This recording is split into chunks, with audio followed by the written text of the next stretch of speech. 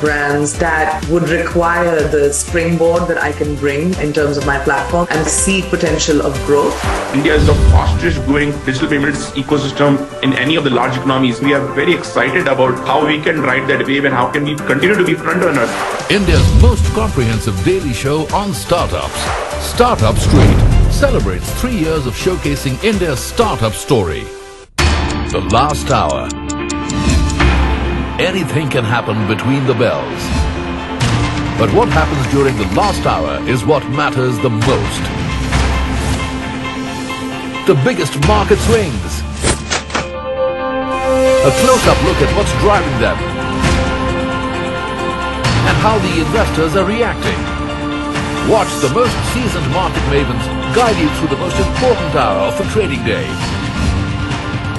NSE Closing Bell.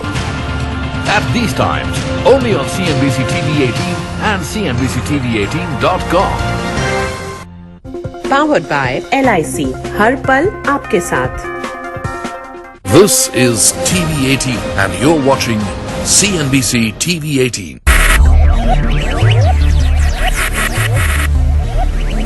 Focus. Ideate. Innovate. Enable.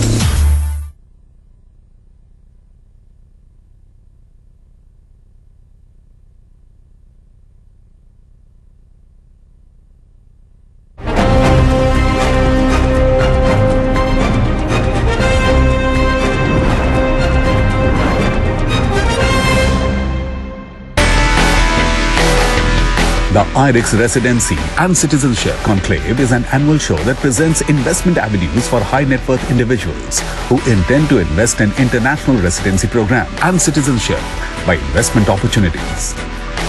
The conclave took place in New Delhi in conjunction with the 12th edition of International Real Estate Expo as well. The event witnessed the participation of leading immigration, EB5 and real estate companies from USA, Canada, Australia and Caribbean islands to UK, UAE, Cyprus, Turkey, Malta, Mauritius, Portugal, Greece, Austria, Germany, Spain, Malaysia and Thailand. The conclave brought together residency and citizenship consultants, legal consultants, government bodies, property developers and other stakeholders under one roof. A panel discussion on trending immigration by investment options across the globe was held, which was moderated by CNBC TV 18's Parikshit Luthra. This is something that businessmen in India, professionals are closely looking at. Residency by investment options across the world. Let me begin with Arushi. Arushi, give me a sense. Canada has always been a very popular destination for Indian professionals. Now, when it comes to visa by investment, what are the options really which are available to an Indian professional and Indian businessman? In terms of Canada, what we have to understand is immigration has always been the defining feature of the Canadian economy. And immigration has always been the most important factor to drive labor force. Right now, Canada is going through an exciting timing where the country is set to invite about 1.3 million immigrants over the next 3 years. So Canada leveled its immigration levels plan, and since the last 3 years, Canada has been inviting about 300,000 permanent residents every year. So it speaks volumes about the fact that this country values its immigrants and is in a phase where they want people to immigrate to this country. Thanks, Arushi. Let me open this up to Tim Newman. Now, compared to a country like Canada, what kind of investment options do people have when it comes to Germany and Turkey? Investing in Germany has a requirement to bring a benefit to the economy, and it is totally open. So this can mean anything from having a restaurant, because that can be an advantage as well if it is well packaged, up to pharma companies, production companies, whatever. The advantage here is for the investor that you invest in your own company, you invest in what you do. You invest what you can do and further your income with that. So you not just have a passive investment like buying an apartment, even though that is easy and doable and other countries offer these options. In Germany you do a business investment, and that is what you do, and that is what the authorities expect from you. Let me get in Megan right now. Megan, what are the major trends that you're seeing in immigration across the globe, especially when it comes to immigration from India to other nations, Malta specifically? With Malta, we see a high demand of interest from Indian investors. They're looking to Malta for better education for their children. We see investors looking to start up business in Malta, but also in Europe, and also as an option for ease of access for travel within Europe as well. So we see a lot of demand for various reasons, and because of that, Malta has put together a series of programs, and in fact are really the leaders in investment migration in Europe, I think. We offer both citizenship by investment and also permanent residence by investment. So they're separate options, separate opportunities, and of course they have different investment requirements for each of those. We also offer a nomad residence permit as well, which again is catering for somebody who is working remotely but would like to live in Europe, would like to avail themselves of being within Malta and Europe in general. We also offer tax-driven programs such as the Global Residence Permit for third country nationals. So Malta really does offer indeed a number of programs to meet the objectives of differing investors. Let me also get in Navdeep at this point. Navdeep, you have been helping several families obtain second citizenship in the Caribbean. How popular is this as a destination, and what are the options that are really available to Indian businessmen? In terms of Caribbean, well, to be very honest, Indians who live in India, they haven't really jumped on the Caribbean, the second citizenship wagon heavily, but rather the trends that we see from NRIs who are already out of India for several years, let's say living in Dubai or whatever, very little contact with India. They actually are very heavily into second passports from the Caribbean. One particular program is Grenada, because Grenada has an E2 treaty with the United States. So it makes it kind of easier for them to get an early entry into US using the E2, which something they couldn't do with an Indian passport, right? And those of you who have been kind of either waiting in queue to qualify for an EB5 or have heard about EB5 and are interested in the United States, it's interesting to know that a Grenada passport could actually get you into US early, and while you're waiting for your EB5, you could be, establishing a residency based on a business. So Grenada passport, I would say, is the key program which is popular among the Indian community, and it has various investment options. David, just to bring you in, especially on Portugal, what are the growth trends that you've been seeing with regard to Indians immigrating to Portugal? Portugal is booming with the Indian investors for a simple reason that people don't have to relocate immediately.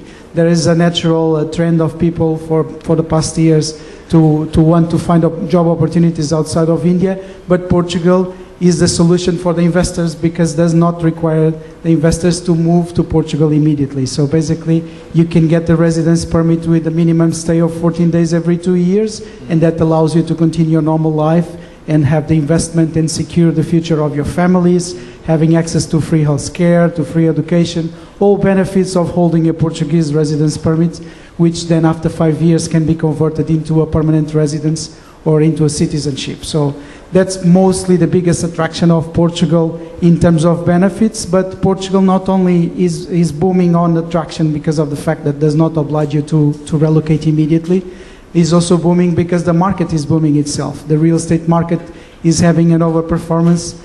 For the past 8 years, is growing more than 10% a year, and is continuing at this pace. At the moment, we are overseeing Americans relocating to Portugal, so basically the market is under pressure from both directions, from America direction and from Asia direction, so basically we are growing very fast. Okay, Mark, let me get you in at this stage. What are the major trends that you see when it comes to immigration by investments, especially when it comes to Italy or other countries in Europe, and compared to India, which are the countries from where you're seeing the highest amount of immigration into Europe? In terms of trends, I was listening to what you were talking about, trade agreements, really interesting topic right now. You mentioned the E2 visa. We do a lot of E2 visas. We do a lot of Grenada E2 visas. So I slightly disagree. We see a lot of Grenada in India right now, because people want to get that E2 visa. It's a great way to go. It's a trade agreement. It's a trade visa with the United States. Great program, Grenada. All of the countries in Europe, I think Italy's the sort of hidden gem. They have a nomad visa, someone was talking about. They have all kinds of investment opportunities, and bluntly, because of marketing blunders on behalf of the Italian government, they don't market it very well. But you'll find that they welcome you in there. There is a golden visa type program, but the ability to start a little business in Italy and move there, if you take a look at the price of some of the real estate, it's a pretty attractive place, to the point you'll find a lot of Americans going there right now. Let me also get in Samir at this point. Samir, you oversee the EB5 affiliate network. Give me a sense of some of the broad trends that you see, and to all the professionals, businessmen who are sitting in our audience, what is the kind of advice that you'd like to give? US, as of today, offers the largest marketplace in the world. If you are looking at starting your own business, doing a startup, you want access to capital. And again, there's no better place than the US if you want access to capital. Just the quality of life, it gives you access to great education, opportunities to work and live. And I think because of that, we see a lot of people having, making a medium to long-term decision to move to the US to tap these opportunities. MP Singh, sorry to keep you waiting. We haven't discussed Australia yet. Australia, a very popular destination among working professionals across all professions, all businesses. What is the kind of growth that you've seen over the years? Australia is a country which allows you to come to Australia without investing anything. They are after your talent. They are not after your money. But what I mean by that is, you can apply for a business migration visa by having a turnover in this country. In India, if you have a turnover of 3.5 crores plus in your business from last 2 years, your net assets are 6.5 CR or above, you are eligible for business migration program. Now, the minimum investment that the government requires is 1.75 CR, which has to happen in your own business after you get the visa. If you want to move from here to Australia, you can move in 90 days, just on the basis of your skill that you have. Thank you very much for joining us here on this program.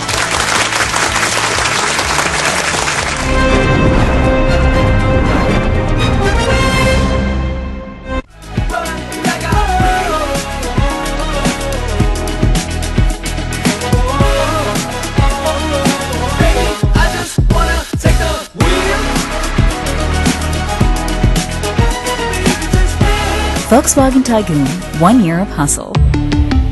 Volkswagen. Clean energy is not a distant dream. It's the need of the hour. With small yet consistent efforts and mindful habits that everyone can adapt and imbibe, we can lead the change for a cleaner and greener tomorrow. It's a vision that we can make attainable. Join us for an extensive movement where we will devise the roadmap for a clean and sustainable future. Tata Power presents Sustainable is Attainable.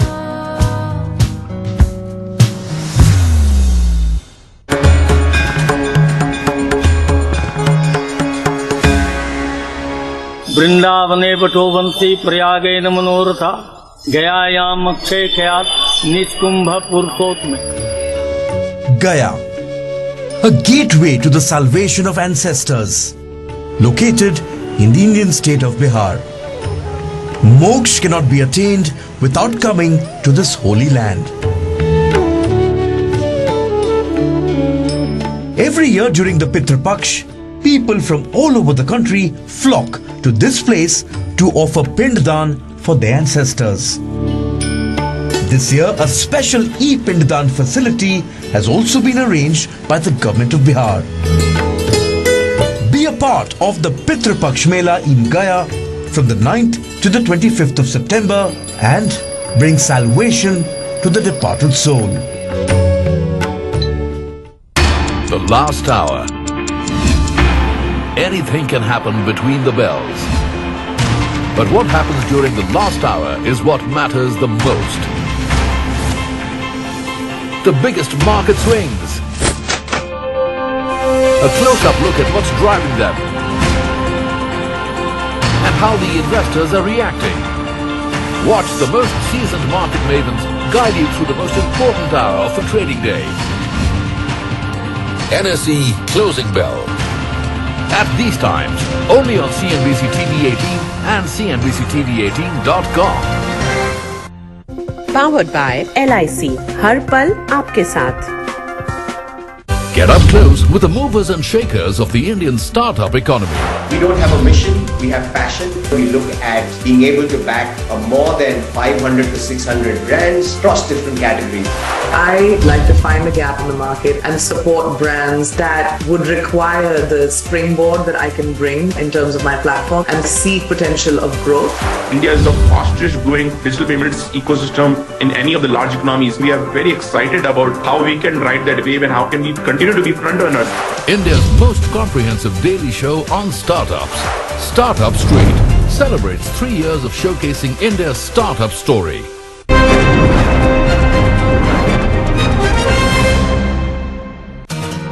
The expo attracted over 35 exhibitors representing more than 12 countries from around the world. The two-day event allowed immigration experts representing various countries to present various international residency and citizenship programs to potential investors at their respective booths in the exhibition hall. The other highlight of the event was the fireside chat between CNBC TV 18's Parikshit Luthra and Matt Hogan, the Vice President of Project Development, CMB Regional Center.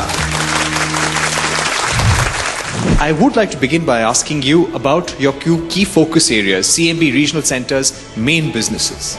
Yeah, so our company, CMB Regional Centers, is primarily and entirely focused on the EB-5 visa.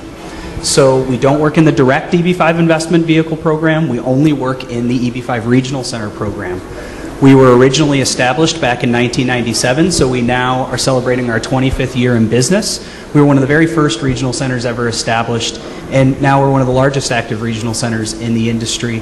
We've worked with almost 6,000 clients from 104 different countries. Of course, many, many clients from here in India as well. What are the benefits of the EB-5 visa program, if we may ask? Yeah, so the biggest benefit of the EB-5 program is its permanent residency in the United States. It's a green card, and it becomes permanent, and it gives you the opportunity to become a U.S. citizen. So it's all the access to the United States that you would want to have. You can be there, live anywhere you want to live, work anywhere you want to work. And it's one EB-5 investment of $800,000 US is the minimum investment amount, and it's good for your entire immediate family, so your spouse and any unmarried children under the age of 21. Right. Are all EB-5 regional centers the same, or does a choice of regional center matter? Yeah, that's a great question. It's actually one that we always talk to people about. Not every regional center is created the same. Not every regional center is equal. So different companies do different types of things and perform different roles within this industry. There are some regional centers that will simply attach their name to a project and associate with it so that that developer who's developing a specific project can access EB-5 capital from investors hoping to immigrate to the United States. And then there are other companies like mine that are truly a one-stop shop. We go out, we try and find projects that are best suited for EB-5 investment opportunities. We structure those projects, we collateralize those projects, we create a loan in between a prospective EB-5 partnership and that borrower, And then we go out and we search for EB5 investors that might be interested in those opportunities. And we serve as a fiduciary for those clients throughout their entire EB5 immigration process. So it's always really important that you understand who the regional center is, look at their track record, look at what role they perform within the process. Make sure that you know every part of what they're going to be involved in and how they're going to help you throughout the entire way. So what are the categories of professionals, businessmen, investors who can apply for this program? Who's eligible? Everyone's eligible. So really, the only thing that you have to have is the minimum investment capital required to complete your EB5 investment. The primary driver for the program has always been high unemployment area projects. So high unemployment areas meaning areas within the United States that meet the unemployment threshold of 150% of the national average, or they can also be in rural areas. If you're in one of those two areas, you qualify for the minimum investment threshold of $800,000 US dollars. If you're outside, it's $1,050,000. So primarily companies that are structuring EB5 investment opportunities are looking for opportunities in the lower investment threshold. My final question, what should an individual be aware of while applying for the EB5? But what are the true requirements of the program? It's that you make your $800,000 US investment and that investment creates new jobs in America, 10 new jobs. That is structured by the regional center. So we're going to pick a project that we know will create those jobs, underwrite that project accordingly, make sure that it's going to create the jobs that you need to be successful, and then we'll provide you with the reporting information that you need to be successful. But on the flip side, there's personal information that you need to be able to gather. And in order to do that, you have to work with your own immigration attorney. So there's preparation that goes into this that every person needs to know. You need to work with a trusted immigration attorney who's experienced, or potentially a chartered accountant here in India that knows law related to how funding can be aggregated and transferred from India into the United States. So it's really important that you work with an immigration attorney and a chartered accountant that can help you through the process of identifying the source of the capital that you'll be using to make the investment, and then moving that capital from India into the United States in ways that are lawful both from an Indian government perspective as well as an American government perspective. All right, Matt Hogan, thank you so much for joining us, telling us about the EB5 program. India has come to be known as the country with the largest immigration population in the world. Many high net worth individuals are looking for opportunities to get foreign residency and citizenship. So India has historically been the biggest market for EB5, and a lot of Indian families send their kids to the US, and then these kids end up taking H-1B visas. They end up working in the US. EB5 enables them to get US green cards in a much easier and quicker fashion by making an investment in a USCIS compliant project. And we have seen a lot of Indian families taking this route to cut the immigration uncertainty and avail of US green cards for themselves and their families. The Indian market has always been a very strong market for EB5. The EB5 program has gone through several changes over the past couple of years, and the new EB5 Reform and Integrity Act of 2022 has really brought about some changes that I think are going to benefit investors from India, including visa set-asides for certain investment categories. It will help Indian investors get access to the visas a little bit more quickly than they had been able to in the past. We think the India market is going to continue to be very strong for EB5, and we look forward to being here and presenting our projects to Indian investors who want to invest in projects in the United States that can create jobs and then seek that immigration benefit to live in the United States. The case of Portugal at 280,000 euro, they could get half of a flat in India. So the first reason is for real estate investment, and obviously the cherry on the cake is the residency by investment, the golden visa that's coming along with those investments that are particularly attractive here in India, but globally. Going forward in 2023, I think what we're witnessing today at IREX Delhi, September of 2022, that families are already anticipating that in 2023, this is going to be a year of opportunity to achieve their immigration goals, to finish perhaps plans they may have started years ago. So what we're seeing is tremendous interest, and the Indian market is reacting to the opportunities and opening doors that we're seeing in the United States and Canada. Indian market is exceptionally very well placed for real estate investments in Australia. And more towards the Indian mindset, a lot of Indians have already made Australia their second home. So a lot more of us are looking to move to Australia in a very short amount of time. They have relatives, friends who wants to move as well. And real estate is booming in Australia as it was booming in India for a long time. Now it's the right time to invest the money into a business as well as into real estate to get better returns and of course get your permanent residency along with it.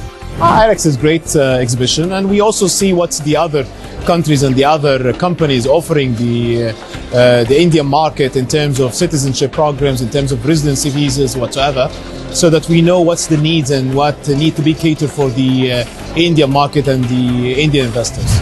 Indian market is booming already for many years for all the sectors. In terms of the immigration, we have been in India several times already together with IREX. We're very happy to expand our services in India. We've been doing an extra effort to serve Indian investors who are planning to go abroad and do overseas investments. So we have quite a good expertise, and we're very happy for the next years to support India to grow their overseas investments and to qualify also for the investment program that we have in Portugal. Portugal is more than welcome to receive the Indian citizens. And actually our Prime Minister is also descendant from Goan citizens, so we have a good, very close connection between India and Portugal.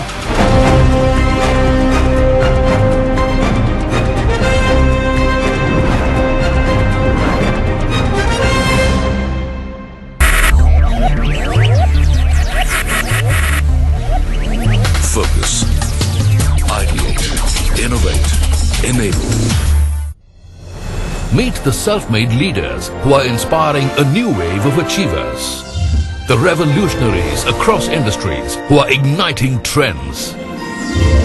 And the innovators who are shaping India's future.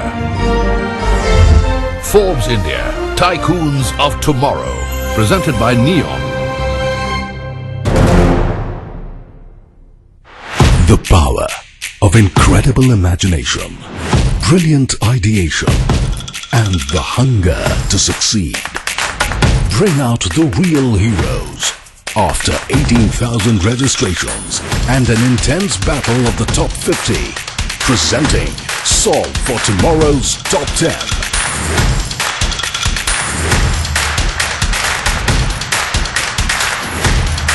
Ready to turn their ideas into action that will change, transform, build India.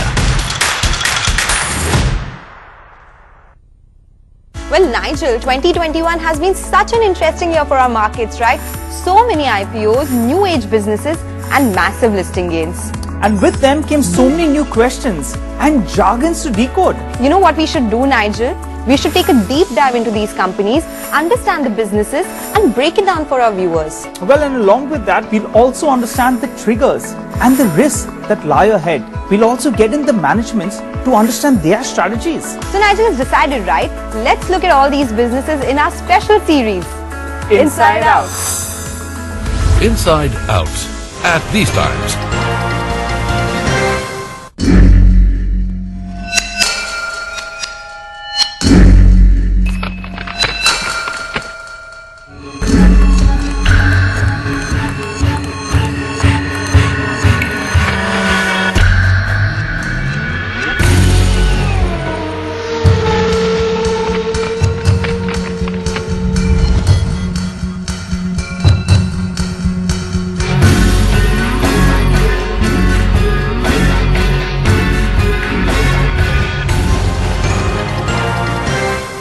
Get up close with the movers and shakers of the Indian startup economy.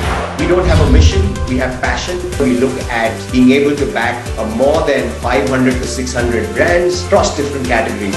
I like to find a gap in the market and support brands that would require the springboard that I can bring in terms of my platform and see potential of growth. India is the fastest growing digital payments ecosystem in any of the large economies. We are very excited about how we can ride that wave and how can we continue to be front runners. India's most comprehensive daily show on startups. Startup Street celebrates 3 years of showcasing India's startup story.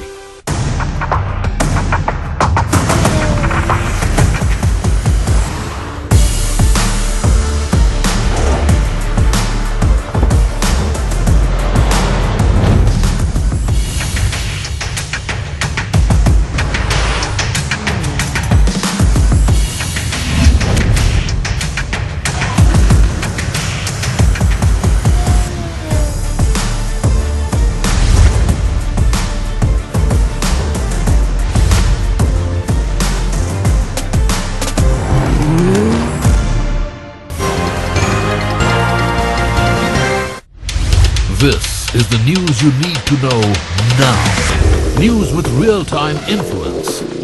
From new space policies to the global energy crisis.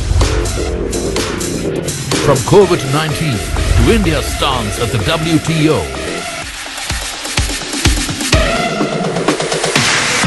Politics from Ukraine to Maharashtra.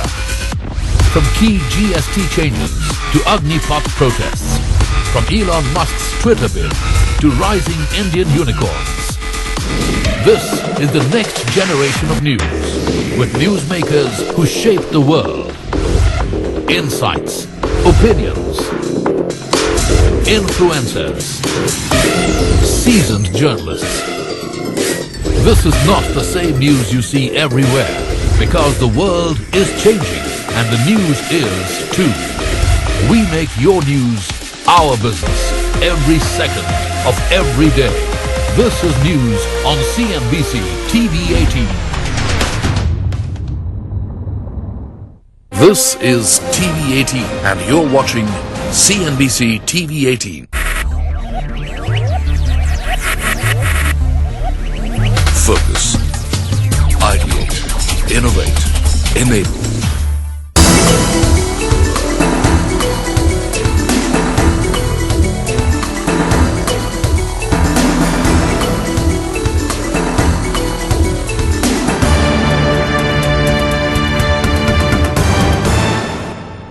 Hello and welcome to IBM Presents The Leaders Code, a series aimed at bringing senior executive teams from India's prominent corporations to uncover their leadership code and showcase how they are guiding their organization's transformation journey.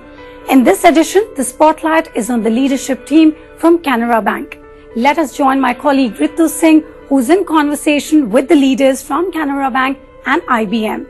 In the last few years, digital innovation has been the driving force for the banking and the financial institutions, with a focus on customer convenience, accessibility and system performance.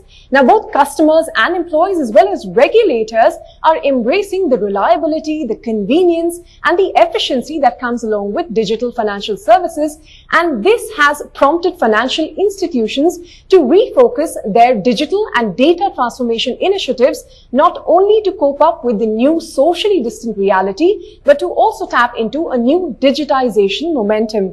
Now, welcome to Leaders Code in partnership with IBM, a special series that is going to span across moneycontrol.com, CNBC TV 18, as well as Forbes India. Today, we're going to take a look at another banking institution which has its own legacy and its own command in the market. All banks have been challenged at various levels over the past 24 months, and they have been able to weather the storm even as they continue to grow. But Canara Bank has been able to demonstrate to the industry, to the clients and the shareholders why it remains one of India's most premier banks even today. Let me introduce our special guests for today, starting with Mr. L.B. Prabhakar, the Chairman and Managing Director at Canara Bank, Mr. Debashish Mukherjee, Executive Director, Mr. Satyanarayana Raju, Executive Director, Mr. Brij Mohan Sharma, Executive Director at Canara Bank again. To my right, Mr. Sandeep Patel, Managing Director of IBM India, South Asia region. We also have with us Mr. A.V. Rama Rao, the Chief General Manager and Chief Risk Officer at Canara Bank, Mr. S.K. Majumdar, the General Manager and Chief Financial Officer, Canara Bank, Mr. Atul Kumar, General Manager of IT at Canara Bank, and Mr. P.V. Janardhan Rao, who's the General Manager and Chief Technology Officer at Canara Bank. Gentlemen, thank you so much for being with us today. Mr. Prabhakar, let me start with you. It's been about 2 years since your amalgamation with Syndicate Bank. What's the experience been like? What are some of the synergies that have come out? Some of the lessons for the industry to adopt, especially at a time now when, we're seeing more mergers and consolidation for the financial world? I think the amalgamation process was very smooth because of 2 reasons.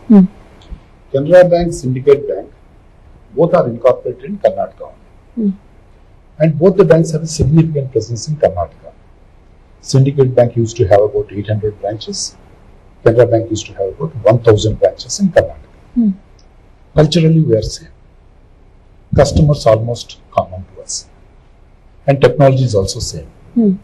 So this has given us a very good leverage to complete the amalgamation process in a shortest possible time, that is in 9 months.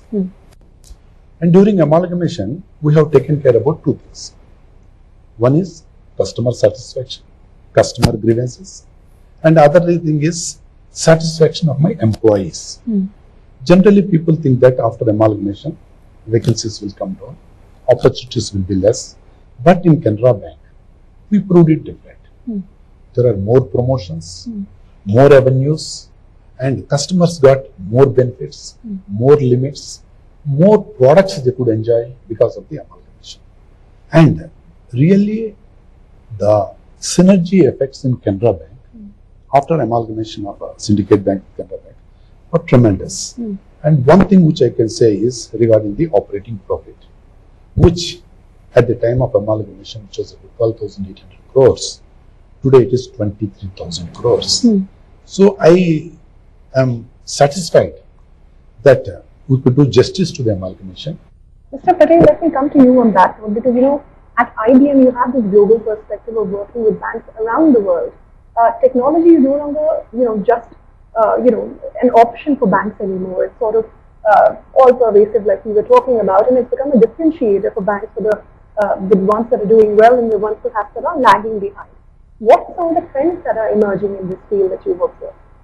So, I'll talk about 4 key trends. Right? One is along the lines of what Dr. talked about, which is pervasive digitalization in the banking space. And just to give you a couple of data points, I think there's a recent survey I saw that said that over 60% of next-gen millennials today, they are ready to move to a totally digital banking space, and which is giving rise to a lot of newer banking options that people